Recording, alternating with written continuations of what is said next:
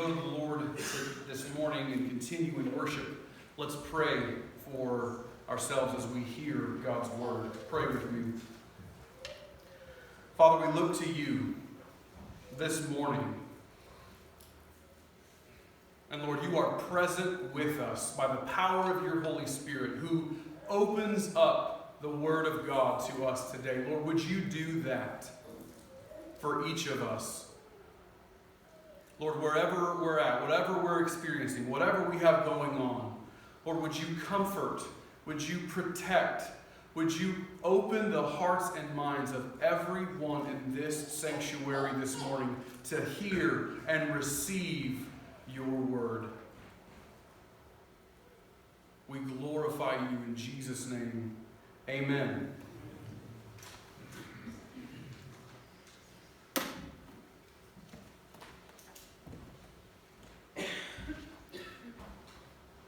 "5 a.m. Wake up. 5:05. Get in the shower. 5:15. Make coffee. 8 o'clock. Get to the office." If I were telling you the details of my day a couple of weeks ago, Thursday, it's pretty boring information, right? Not real thrilling. 10 o'clock. Send an email. 12 o'clock. Go home for lunch. This sort of information doesn't really do anybody a lot of good right now, right? It doesn't really change much. 3 o'clock. Get back from lunch. Thank you. 3 o'clock. Send another email. Bring in something.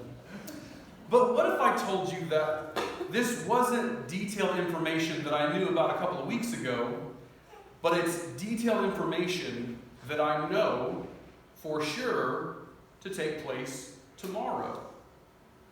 Kind of changes it, doesn't it? Not what I've scheduled in my calendar, but what if I know that tomorrow this will happen, and then that, and then that? Kind of changes what that information does it not?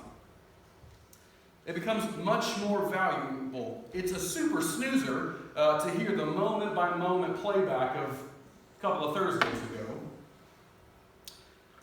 But when I'm telling you about what's going to happen, what will happen tomorrow, our ears kind of perk up, I think.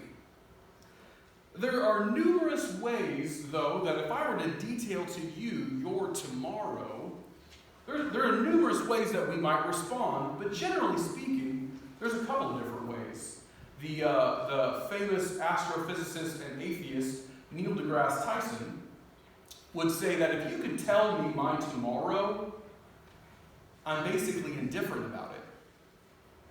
If this is what's going to happen tomorrow, what am I concerned about? It's going to happen. There's no stopping it. There you go. Or, if we knew what was going to happen tomorrow, we could respond with energy.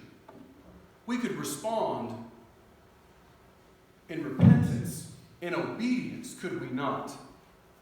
Today we're talking about prophecy. We're going to see that that biblical prophecy often tells someone about the future. And that's kind of what we think about when we first hear prophecy. There's a thing coming. There's a future telling. But like we saw with our illustration about tomorrow's workday, hearing something about the future should bring a positive change, not that indifference.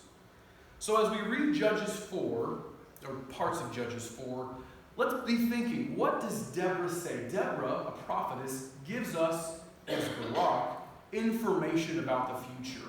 And let's see how things pan out. Selections from Judges chapter 4. If you're reading in your Pew Bible, I'm going to be kind of hopping around a little bit or skipping, but here it is. Now Deborah, a prophetess, starting in verse 5, I believe, the wife of Lappido, was judging Israel at that time. She sent and summoned Barak, the son of Abinoam, from Kadesh Naphtali, and said to him, has not the Lord, the God of Israel, commanded you, go, gather your men at Mount Tabor, taking 10,000 from the people of Naphtali and the people of Zebulun, and I will draw out Sisera, the general of Jabin's army, to meet you by the river Kishon with his chariots and his troops, and I will give him into your hand. Barak said to her, if you will go with me, I will go. But if you will not go with me, I will not go. And she said, I will surely go with you. Nevertheless, the road on which you are going will not lead to your glory, for the Lord will sell Sisera into the hand of a woman. Then Deborah arose and went with Barak to Kadesh. And Deborah said to Barak, up, for this is the day in which the Lord has given Sisera into your hand. Does not the Lord go out before you? So Barak went down from Mount Tabor with 10,000 men following him, and the Lord routed Sisera and all his chariots and all his army before Barak by the edge of the sword. But Sisera fled away on foot to the tent of Jael, the wife of Heber, the Kenite. So he turned aside to her into the tent, and she covered him with a rug. Kind of funny. And he said to her, please give me a little water to drink, for I am thirsty. So she opened a skin of milk and gave him a drink and covered him. And he said to her, stand at the opening of the tent, and if any man comes and asks you, is anyone here? Say, no. But Jael, the wife of Heber, took a tent peg and took a hammer in her hand. And she went softly to him and drove the tent peg into his temple until it went into the ground while he was lying fast asleep from weariness. So he died. So on that day, God subdued Jabin, the king of Canaan, before the people of Israel. And the hand of the people of Israel pressed harder and harder against Jabin, the king of Canaan, until they destroyed Jabin, the king of Canaan. This is the word of the Lord. Thanks be to God. Amen. Kind of an interesting story there. One of the more interesting parts of these two chapters, Judges 4 and 5, which we are moving on from after this morning, there's a lot of irony that goes on. I think as we've just read, as we're reading along there, we anticipate that Deborah is the one through whom God would bring judgment against Sisera, but in fact, it's another woman, Jael, whom we talked about last week, is going out and confronting her problems head on. It's she who brings about the fulfillment of the prophecy. Last week we talked a lot about Barak, his lack of faith. And as I just mentioned, we talked about Deborah and Jael and how they acted in great faith. Today we're going to just look briefly at the text here and ask questions about, well, what is this prophecy that Deborah gives? This prophecy, in fact, sheds a lot of light on the nature of biblical prophecy, the way that prophecy worked in the Bible. And so we're going to examine that to grow our understanding. So first then, what is prophecy? How does it work? We're asking and answering the question, what is the nature of biblical prophecy? And as we discussed in our Sunday school class, prophecy, what first comes to mind is this future-telling thing, right?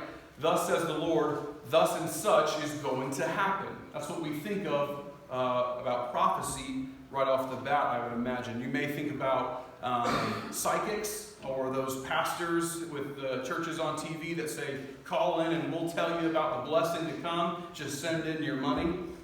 Maybe those are some of the things that come to mind. But we want to ask Scripture, tell us about biblical prophecy. How does it work? And what does it mean for us? Well, first, we know that prophecy is a word from God.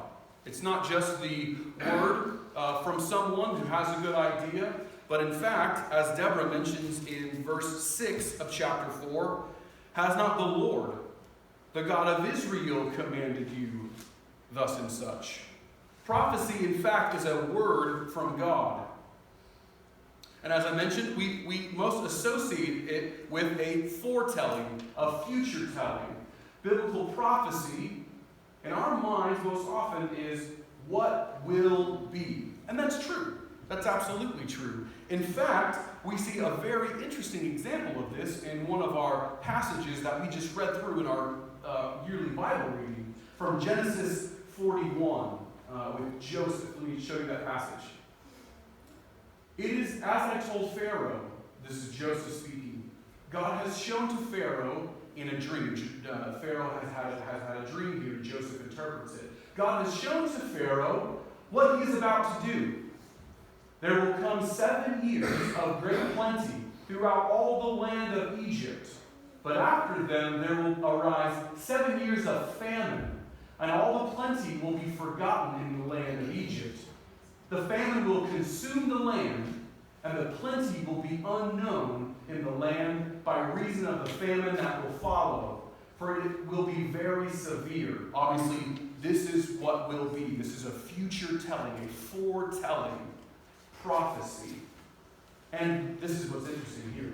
And the doubling of Pharaoh's dream, because he has the dream about the 7 fat cows and the 7 lean cows, the lean eating the fat. Then he has the same thing about the 7 big plump grain and the 7 thin grain. And the doubling of Pharaoh's dream means that the thing is fixed by God, and God will shortly bring it about. This is what, when we think of prophecy, I think most of us think about this future-telling thing. We see this in Daniel, the prophecies of Daniel, foretelling the coming of Jesus. The revelation of John, talking about the second coming of Jesus. Jesus in the temple, talking about his future destruction. And that's, in fact, what we have in our passage here. Notice verses 7 and 9, God says through Deborah, and I will draw out Sisera, and then I will give him into your hand. And then in verse 9, nevertheless, the road on which you are going will not lead to your glory. That will clearly is a future telling. But it's also our passage here, the prophecy given in our passage here, and the kinds of prophecy that we find in Scripture over and over again is not just this foretelling, what will be, but biblical prophecy is often, and it's almost always for us, forthtelling.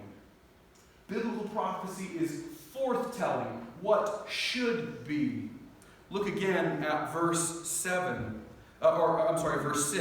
The first thing that Deborah gives to Barak in this prophecy is not, this is what's going to happen, but it's, here's what you should do. It's go. Most often in biblical prophecy, there may be some future event foretold, but the writer expects the characters here to respond in faith to that prophecy. Let's look at, again, we spent our whole time last week looking at verse 7, or verse 8, Barak's response, and we know that Barak's response was not a response of faith. He put limits on what he would allow God to call him to do. Biblical prophecy is often describing a future event, but it's a future event where God expects us to respond in faithfulness.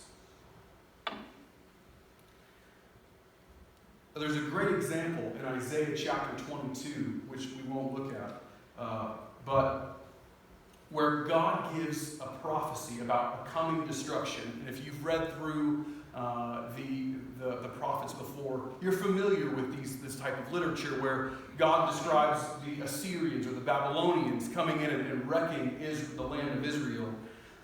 And he says, this is what's going to happen. And the people in that time respond like Barak, with a lack of faith.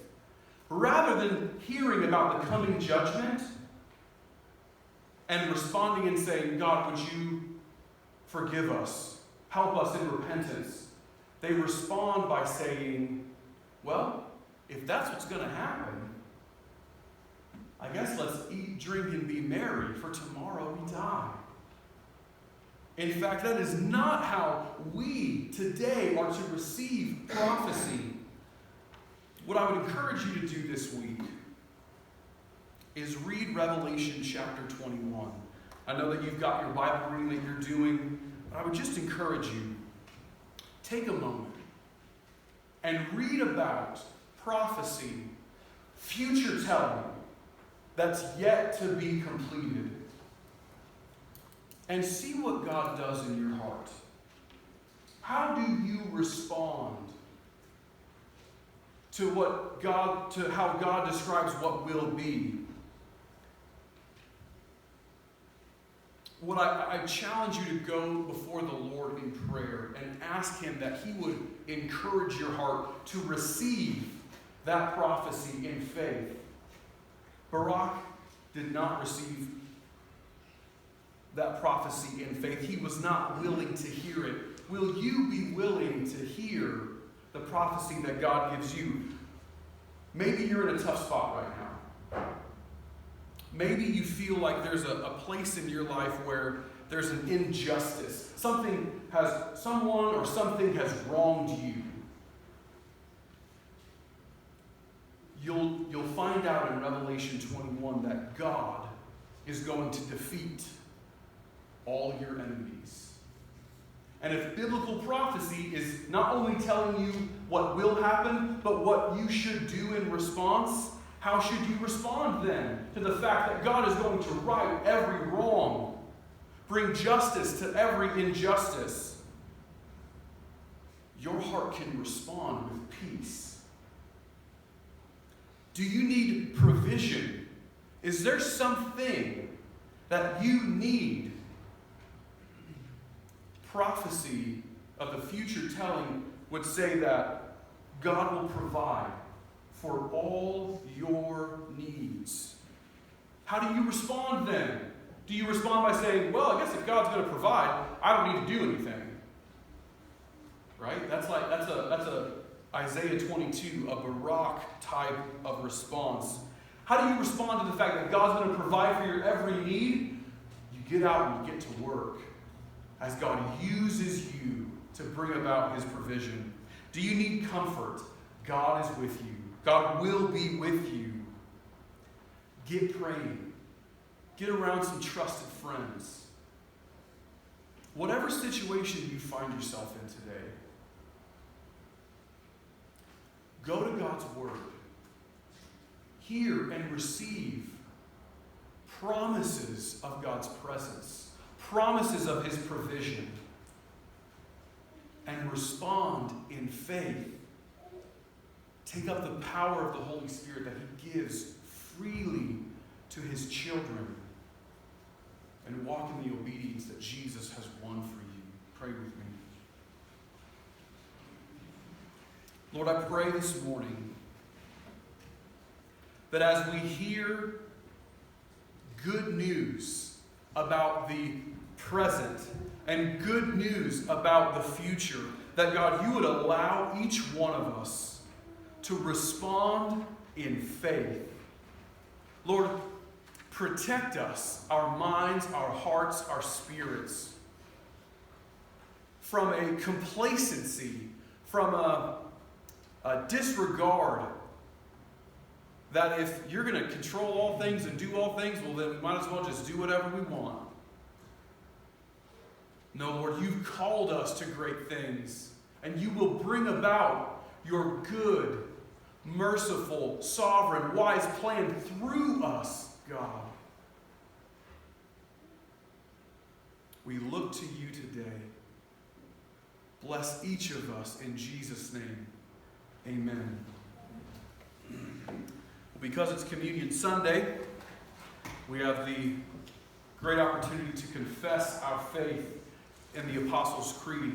Please stand as we confess the faith that we share together. Page 845 in your pew Bible. Let's say and confess our faith together. The Apostles' Creed, page 845 of your pew Bible. Church, what do we believe? I believe in God the Father Almighty, maker of heaven and earth. I believe in Jesus Christ, His only Son, our Lord, who was conceived by the Holy Spirit, and born of the Virgin Mary. He suffered under Pontius Pilate, was crucified, died, and was buried. He descended into hell. The third day he rose again from the dead. He ascended into heaven and is seated at the right hand of God the Father Almighty. From there he will come to judge the living and the dead. I believe in the Holy Spirit, the Holy Catholic Church, the communion of saints, the forgiveness of sins, the resurrection of the body, and the life everlasting. Amen. Now, if you would please turn to page 296 in your hymnals as we sing the first and third verses.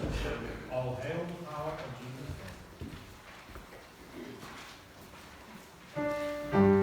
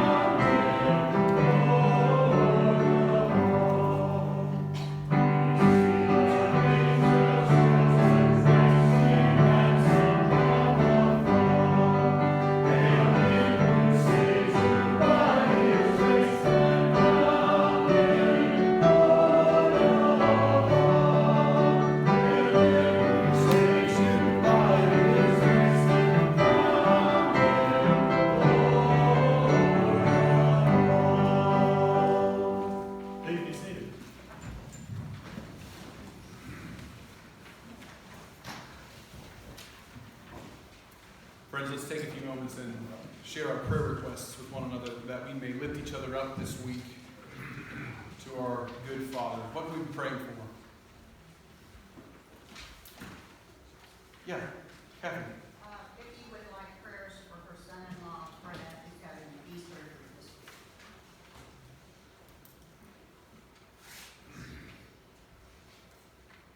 All right, we'll pray for Brad and his knee surgery. Thank you, Kathy. Yeah, Mike. Prayers for Guy and Megan as they begin their married life together. Congratulations. We're happy to lift you guys up. Amen. Yeah, Jan. For Claudia Nolan, Okay. Yeah, Dave. Dan, sorry. Our Uncle Tom, continue to keep him in prayer. Okay, we'll pray for Tom. Just continue prayers for the Willoughby family because Gary's older brothers and sister just aren't doing that great with all of the grief. So.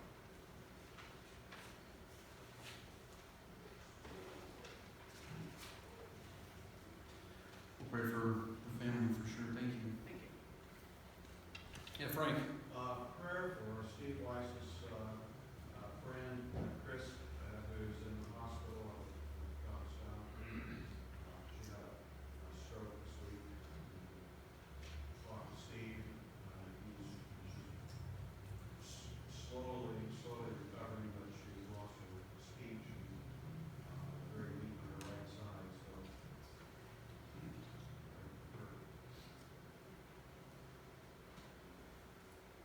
Okay.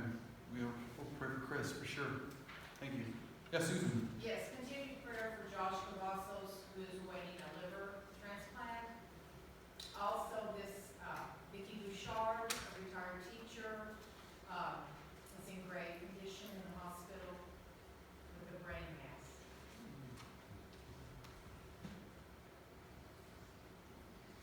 We'll pray for Vicky. Thank you. Yeah, Stu. Praise that Whitney and I are finally home from the dead. Amen. The Exodus was warm and That's right. A little colder than the biblical one, but yeah. Just a little bit. Not 50 below wind chill, but yeah. Okay. Yeah, Debbie. For Luke, that he hears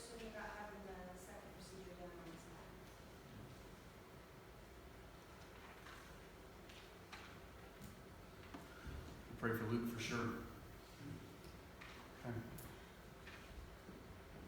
All right. Let's pray together, friends.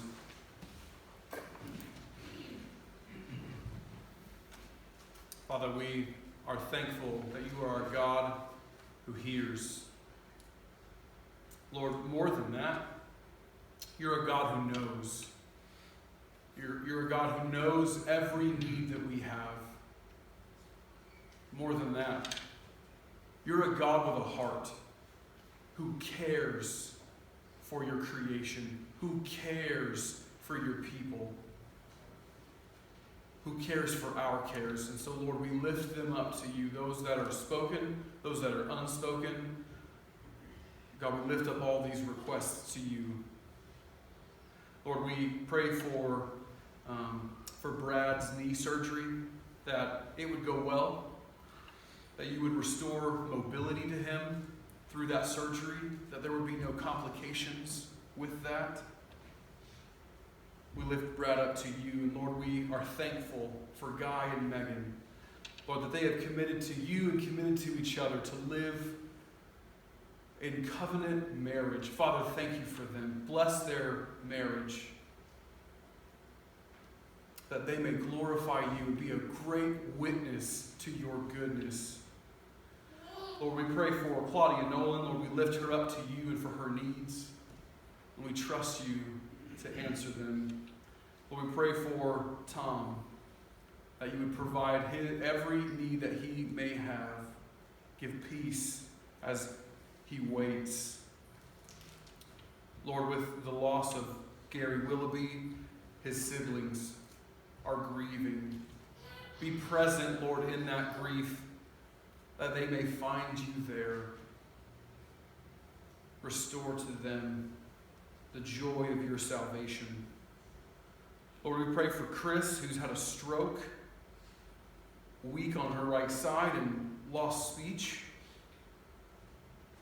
Lord, use the doctors to restore healing to her, mobility, and speech.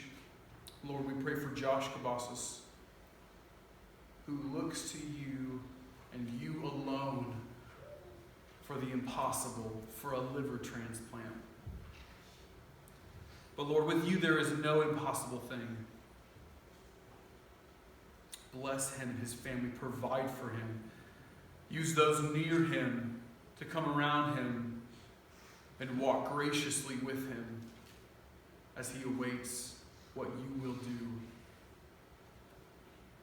Lord, we pray for Vicky Bouchard, who is currently battling a brain mass. Touch her, Lord, as only you can. And also, Lord, use doctors to mend this grave situation. Father, we're thankful for Stu and Winnie and Frank and Sandy, both couples returning home safely. Lord, they bring smiles to our faces, and we are overjoyed to have them back. Bless them as they settle in. And Lord, we pray for Luke, that as he awaits his second back procedure, Lord, that you would give him the best doctors, give him the speediest and most successful recovery, that he might have more mobility to serve you. Lord, we pray for our church. God, we pray that you be with us, that your peace would be palpable to us, that we would taste the first fruits of the resurrection, even as they are only promised now. Lord, that we would walk in faithfulness. Join us and bind us together, that we as a church might grow in serving you. Bless our time that we spend reading Scripture in private, prayer in private. Bring us near to you, God. Glorify your name through us. Lord, we submit to your word. We submit to the way you taught us to pray, saying, Our Father, who art in heaven, will be done, on earth as it is in heaven. Give us this day our daily bread, and forgive us our debts as we forgive our debtors. And lead us not into temptation, but deliver us from evil. For thine is the kingdom, and the power,